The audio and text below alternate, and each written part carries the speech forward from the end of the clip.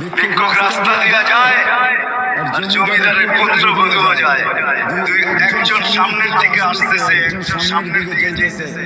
দুইজনের ক্রসিং এর সময় ভিক্ষুকের গায়ে কাদা জমিদারের পুত্রবধূর গায়ে লেগে গেছে।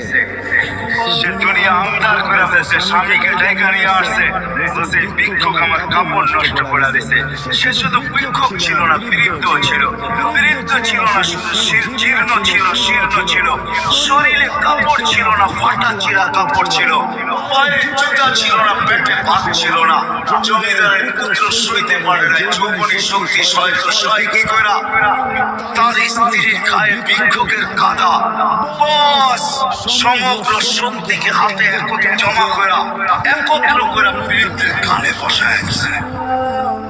বৃদ্ধ কিচ্ছু বলে না, শুধু উপরের দিকে তাকায় দুইটা শব্দ উচ্চারণ করছেন। শব্দগুলো হলো ইয়া